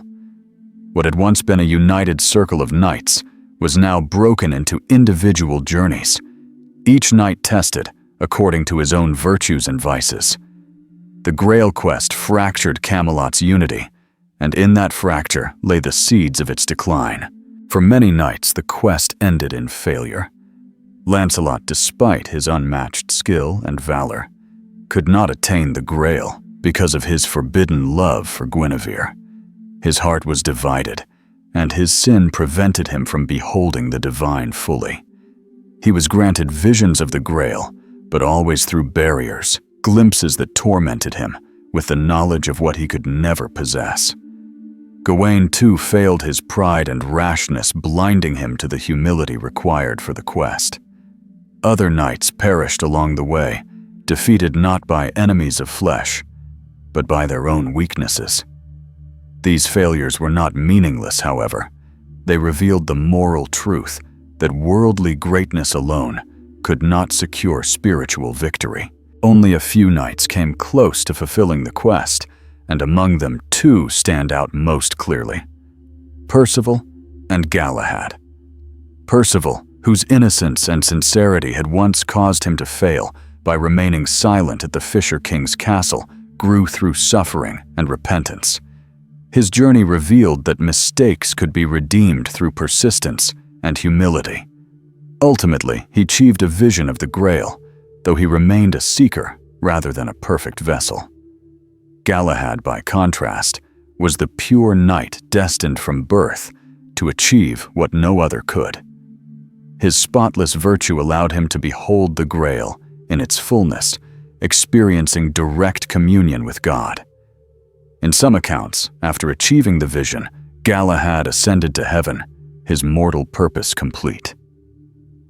His triumph symbolized not merely individual success, but the revelation that the Grail belonged to the eternal, not the earthly realm. The Grail quest also carried profound symbolic meaning for Arthur and his kingdom. On one level, it elevated the Round Table from a circle of warriors into a fellowship of seekers, binding the legend to Christian spirituality. On another, it exposed the limitations of Camelot's ideals. The knights could not remain united in pursuit of the Grail, for the quest demanded individual journeys of faith. What had once been strength in unity became weakness in division. The Grail revealed that the Round Table, for all its glory, was a temporary dream destined to break apart when tested against the eternal. Thus, the quest was both the high point of Arthurian spirituality and the beginning of Camelot's decline. Yet even in its tragedy, the Grail quest endures as the most inspiring aspect of the legend. It speaks to humanity's eternal longing for something beyond the material world, a divine truth that cannot be earned through strength, but only received through grace. The failures of the knights remind us of our own frailty, while Galahad's triumph offers a glimpse of what lies beyond. The Grail itself remains shrouded in mystery, its true nature never fully explained, or it is less an object than a symbol of the sacred that eludes definition. To tell the story of the Grail is to tell the story of humanity's search for God, a search marked by yearning failure and fleeting moments of revelation. The quest for the Holy Grail forever changed the Arthurian cycle. It elevated the tale from romance and adventure into spiritual epic, turning knights into pilgrims and battles into allegories of the soul. In the light of the Grail, Camelot became not just a kingdom, but a mirror of humanity's struggle between sin and salvation. Though the Round Table would soon crumble, the Grail's vision endured, reminding all who hear the tale that the true victory lies not in conquering others, but in seeking the eternal truth that transcends time and death. Every golden age carries within it the seeds of its own destruction, and Camelot was no exception. What began as a dream of unity, equality, and divine justice gradually fractured under the weight of human weakness. The Round Table, forged as a circle without hierarchy, was meant to eliminate envy and rivalry. Yet the very men who swore loyalty to Arthur could not escape pride, desire, and ambition. The Grail quest had already splintered the fellowship, scattering knights across the land and exposing their flaws. When they returned, they were no longer the same. Some came back, humbled, others broken, and others disillusioned. The unity that once bound Camelot could not be restored. The fellowship that had seemed invincible was now fragile, waiting only for betrayal to strike the final blow. The love affair between Lancelot and Guinevere became the fault line along which Camelot shattered. For years, their passion had remained hidden, whispered about, but never fully exposed. Yet secrets cannot remain buried forever, and eventually the truth came to light. In some versions of the legend, Mordred, always watchful and ambitious, revealed the affair to Arthur. In others, jealous knights, envious of Lancelot's glory, forced the matter into the open. Whatever the source, the revelation was explosive. Arthur, torn between his love for Guinevere and his duty as king, was forced to act. The queen was accused of treason and condemned to execution. Lancelot, unwilling to abandon her, led a desperate rescue that spilled the blood of fellow knights.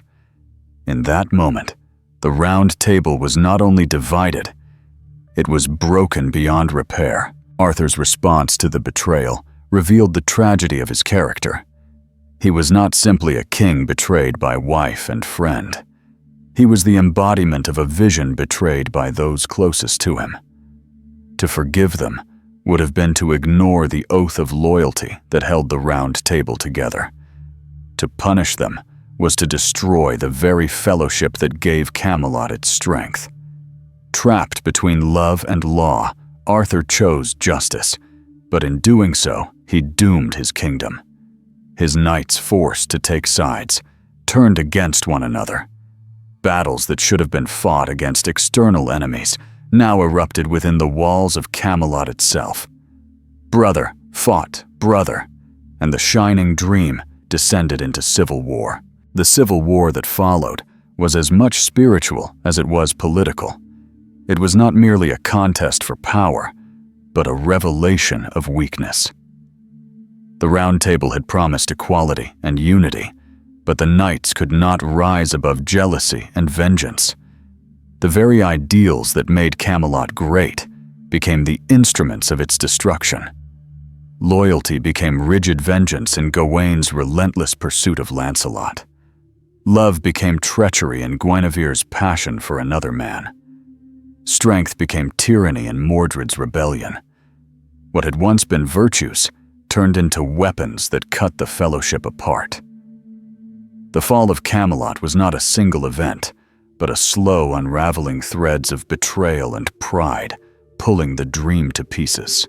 In some versions of the story, Arthur attempts reconciliation, but the momentum of division cannot be reversed.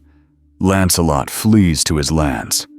Guinevere retreats into remorse, and the fellowship splinters into factions.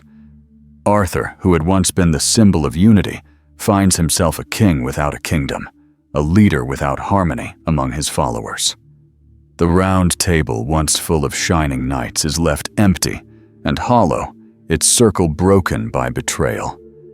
The vision of equality that had defined it is lost, and all that remains is the inevitability of ruin. The tragedy of Camelot's fall lies in its inevitability. From the beginning, the very ideals that gave it strength also made it vulnerable. By demanding perfection from imperfect men, Arthur set a standard that could not be met. The chivalric code inspired greatness, but also magnified failure. The Grail quest revealed divine truth, but left the kingdom fractured. Love inspired valor, but ignited betrayal. Camelot was doomed not because its vision was false, but because it was too pure for a world tainted by human weakness. Its fall was the price of striving for perfection in an imperfect world. And yet the story of Camelot's collapse continues to resonate, because it mirrors the rise and fall of every dream humanity has ever pursued. Kingdoms, institutions, and even personal ideals often collapse under the weight of their own contradictions. The fall of Camelot is not just the end of a medieval romance. It is a parable of the human condition. It reminds us that every golden age is fragile, every vision vulnerable, and every ideal tested by betrayal. The Round Table shone like the sun at noon, but like the sun, it eventually set.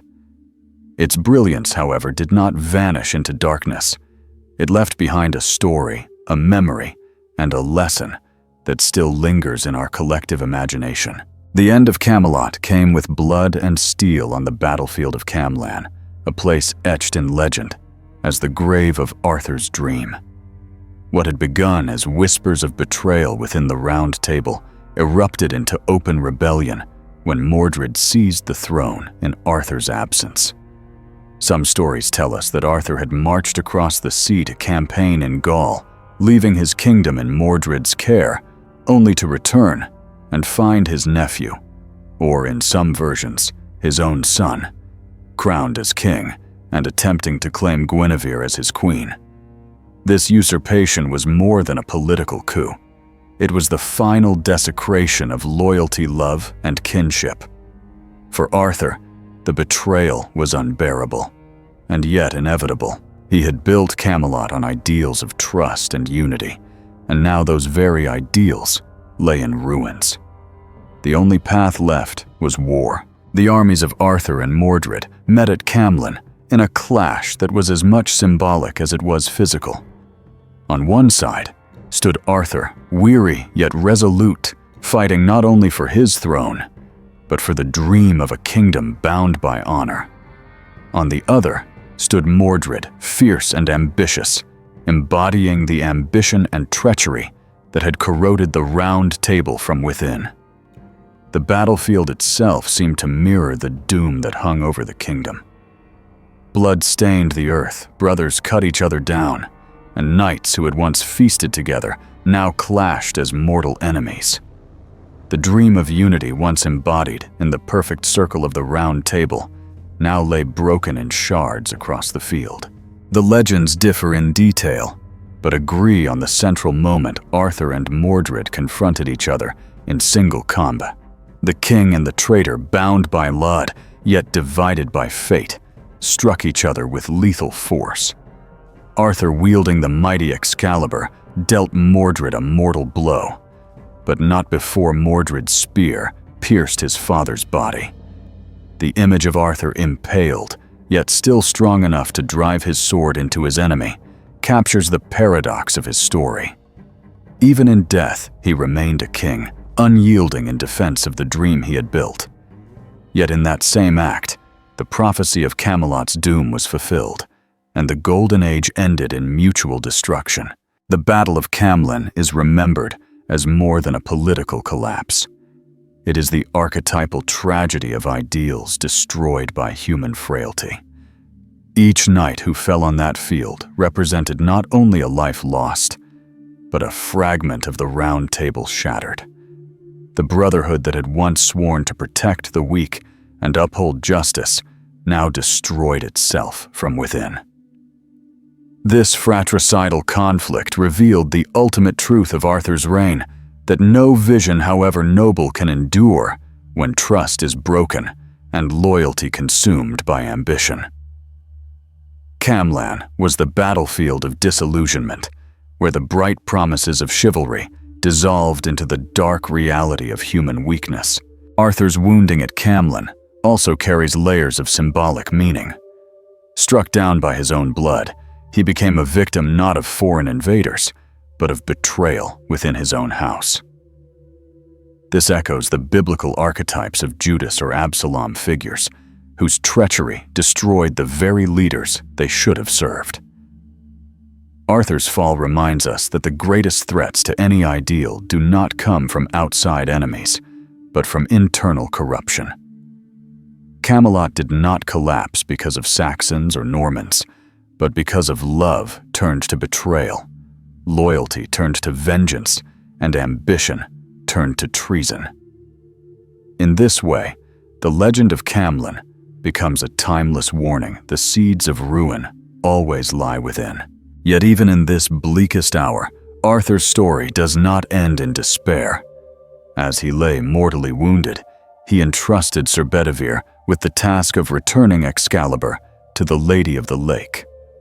Bedivere hesitated twice, unwilling to discard so great a weapon, but eventually obeyed, casting the sword into the waters, where a mysterious hand rose to receive it. This act symbolized the end of Arthur's earthly reign, but also the return of power to the mystical realm from which it came. Arthur himself was carried to the Isle of Avalon, tended by mysterious maidens, his death shrouded in ambiguity. Was he truly gone, or only resting, destined to return when his people needed him most? The legend leaves this question unanswered, allowing hope to coexist with tragedy. The final battle, then, is not only the destruction of Camelot, but its transformation into myth. The blood spilled at Camlann was the price of ideals too pure for the mortal world, yet those ideals did not die. They entered the realm of legend, where they continue to inspire even today. Arthur's last act was not to claim victory, but to pass his vision into the hands of future generations. The Round Table lies broken, but the dream of justice, equality, and honor lingers, carried forward in story and symbol. The final battle is both an ending and a beginning, the close of a kingdom, but the birth of a myth that no betrayal, no death, and no time could ever destroy. When the dust of Camlan settled, the once bright fellowship of the Round Table lay silent among the dead. The battlefield was littered with fallen knights' broken banners and the shattered symbols of a dream that had once united a kingdom. Arthur himself, mortally wounded, became the final image of Camelot's glory and tragedy. His fate, however, is told in whispers and visions rather than clear history. For the end of Arthur is not a tale of finality, but of mystery. The ambiguity of his departure allowed the Arthurian legend to transcend mere chronicles of kings and wars, transforming it into a timeless myth of death, hope, and return. As Arthur bled from Mordred's fatal strike, he entrusted his faithful knight Sir Bedivere with one last command: to return Excalibur to the Lady of the Lake. The sword that had marked Arthur as chosen, the blade that symbolized his kingship and divine mission, could not remain in human hands after his fall.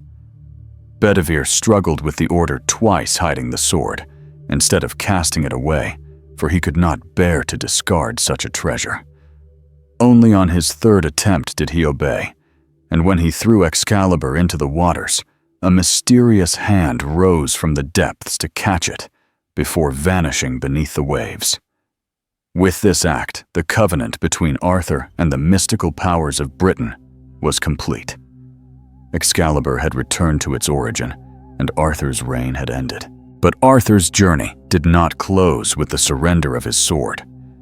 According to legend, he was carried by boat to the Isle of Avalon, a place beyond the mortal world where healing and rest awaited him.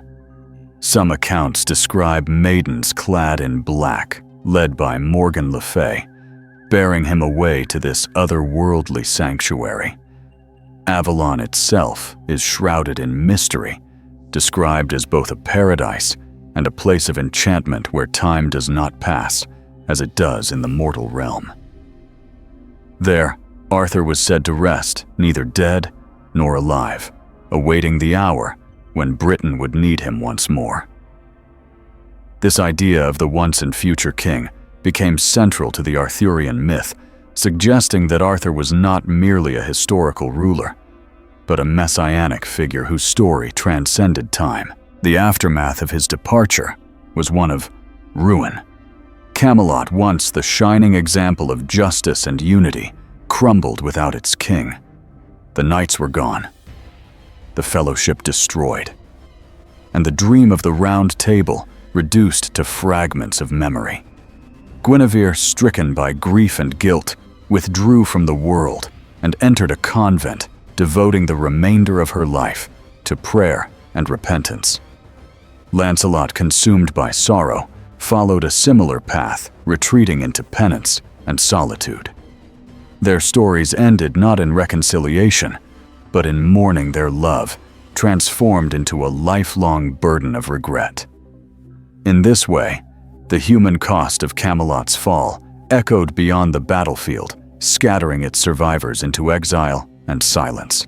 The legend of Arthur's fate carried with it not only tragedy, but hope. In a world where kingdoms rose and fell with brutal finality, the promise that Arthur might return offered comfort.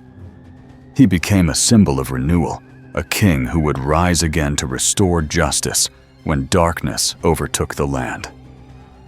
This motif has parallels in many mythologies, where heroes never fully die, but await rebirth. Osiris in Egypt, the sleeping Emperor Frederick in German folklore, or Christ in Christian tradition. Arthur joined this lineage of eternal figures, embodying the dream that justice and unity, though defeated in one age, might triumph in another. His story was not just about loss, but about the enduring power of ideals to transcend even death. The uncertainty of Arthur's end is one reason the legend continues to resonate. Was he truly taken to Avalon? Will he return? These questions are left deliberately unanswered, allowing each generation to interpret them according to its needs. For medieval audiences, Arthur was a symbol of Christian kingship and divine justice. For later centuries, he became a romantic ideal of knighthood and honor. For us today, he remains a reminder that even in failure, noble visions do not disappear. They live on in memory, inspiring those who dare to dream again. The fall of Camelot may have marked the end of a kingdom, but it did not silence the story of the king.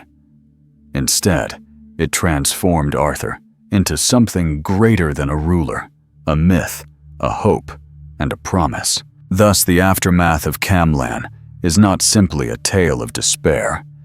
It is the moment when history gave way to legend, when Arthur ceased to be only a man and became the embodiment of humanity's longing for justice, unity, and redemption. His fate is uncertain, yet that very uncertainty keeps his story alive. The knights are gone, the round table broken, but Arthur endures in Avalon in memory and in the hope that the once and future king will rise when the world once more calls for him. Though Camelot lay in ruins and the round table was shattered, the legacy of Arthur and his knights did not vanish with them.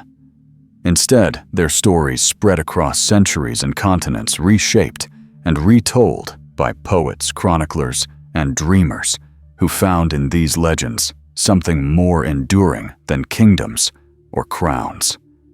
The fall of Camelot was not the end of Arthurian ideals, but their transformation into myth, a body of tales that carried forward the values, struggles, and aspirations of the Round Table. What began as a story of Britain became a universal narrative, reminding generations of both the glory and fragility of human ideals. The Knights of Arthur's Fellowship became archetypes, models of virtue, and cautionary figures alike, whose influence continues to shape culture, literature, and spirituality. One of the most powerful elements of their legacy is the chivalric code itself. Though the Round Table collapsed under the weight of betrayal, the ideals of loyalty, honor, mercy, and devotion remained as a standard to which future generations aspired. Medieval knights, crusaders, and nobles looked to Arthur's Fellowship as the model of conduct, even if few could live up to it. The romances of Lancelot, Gawain, Percival, and Galahad became guidebooks of morality disguised as stories of adventure. The code of chivalry imperfectly lived, but eternally longed for, owes much of its strength to the myths of Camelot. Even today, the language of honor and knightly virtue lingers, inspiring ideals of justice and integrity in realms far removed from medieval battlefields. The stories of the knights also enriched the imagination of literature. From Geoffrey of Monmouth's sweeping chronicles to Chrétien de Troyes' French romances and Malory's Le Morte d'Arthur, the legend became a fertile ground where poets and storytellers explored themes of love, betrayal, loyalty, and faith. Each retelling added new layers. The French emphasized courtly love.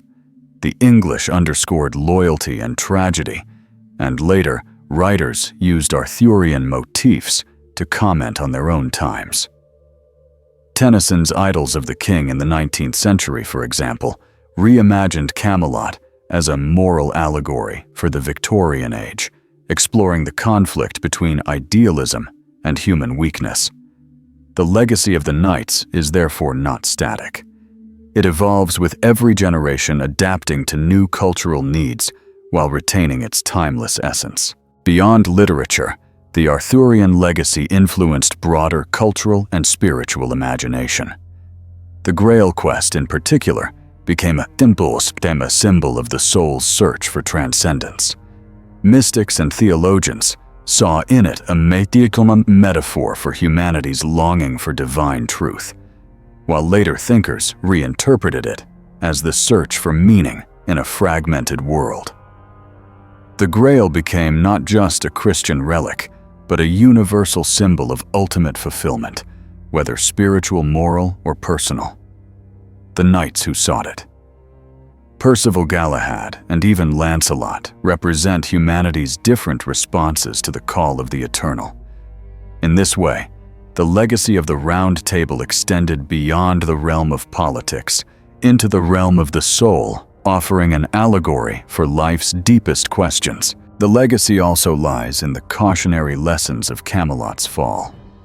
The betrayal of Mordred, the forbidden love of Lancelot and Guinevere, and the divisions among the knights remind us of the dangers of pride, passion, and ambition. These tales were not only meant to inspire, but to warn, showing that even the noblest dreams can crumble if trust is broken. Kings, leaders, and nations throughout history have looked to the Arthurian story as both an ideal to emulate and a warning to heed. The legend teaches that greatness is fragile, that unity must be nurtured, and that ideals are always at risk from the weaknesses within. In this sense, the fall of Camelot is not only a medieval tragedy, but a timeless mirror of human society. Even in popular culture today, the Knights of the Round Table endure. From films and novels to paintings and music, their stories are retold in countless forms, each reshaping the myth for a new audience. They are symbols of courage and romance, of tragedy and redemption. The image of Arthur drawing the sword from the stone of knights, swearing oaths around the round table of the Grail, glowing in holy light. These are images etched into the collective imagination of humanity.